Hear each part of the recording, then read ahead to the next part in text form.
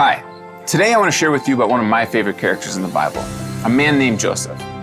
God had a special purpose for Joseph, but before he could fulfill that special purpose, he went through some pretty hard times. But throughout the good times and the bad times, Joseph always relied and trusted in God. In fact, our story starts out with Joseph as a slave. He wasn't born into slavery.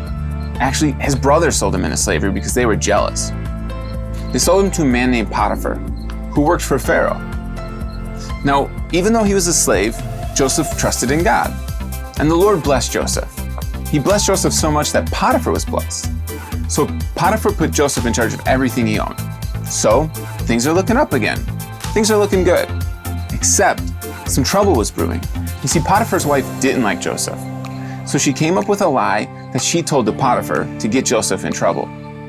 Potiphar believed the lie and had him thrown in prison. So once again, not looking good. First slavery, now in prison.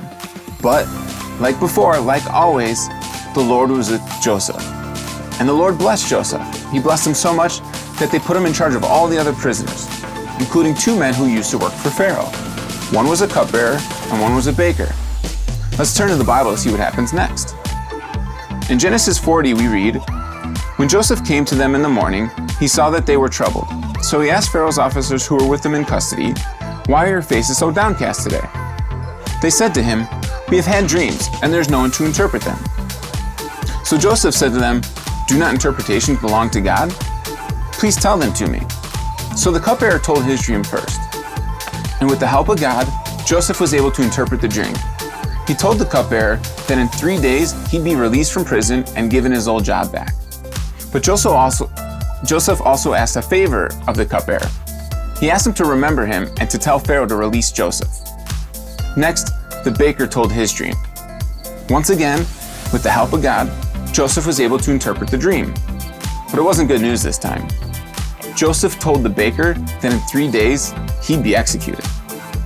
Sure enough, 3 days later, the interpretations came true. The cupbearer was released and the baker was executed. But the cupbearer didn't tell Pharaoh about Joseph, so Joseph didn't get released from prison. In fact, the cupbearer completely forgot about Joseph until a few years later, when Pharaoh started having weird dreams. Pharaoh was having these weird dreams and he wanted him interpreted, but nobody could do it. But that's when the cupbearer finally remembered Joseph, so he told Pharaoh about Joseph. So Pharaoh demanded to meet Joseph. He had to talk to him. Let's turn to the Bible again. In Genesis 41, we read, "And Pharaoh said to Joseph, 'I've had a dream, and there's no one who can interpret it. I've heard it said of you that when you hear a dream, you can interpret it.' Joseph answered Pharaoh, 'It is not in me, but God will give Pharaoh the answer he desires.' You see, Joseph gave God all the credit. He told Pharaoh he's not interpreting the dreams, God is helping him do it. So Pharaoh told Joseph his dreams.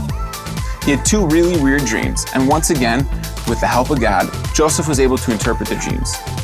He told Pharaoh that Egypt was about to go through 7 years of abundance, where everyone would have plenty of food. But that was going to be followed by 7 years of famine, where no one would have any food. Not only did Joseph interpret the dreams, he came up with a plan. He told Pharaoh that during the 7 years of abundance, they should store all the extra food they could all across Egypt, and then eat that extra food during the 7 years of famine. Sure enough, the plan worked. What could have been for evil, God turned for good. His story points to Jesus, who gave his very life so that we could have life in heaven one day. You see, in Joseph, we get to see a small glimpse of our Savior, who would ultimately bring salvation to people from all lands and places across the globe. Thanks.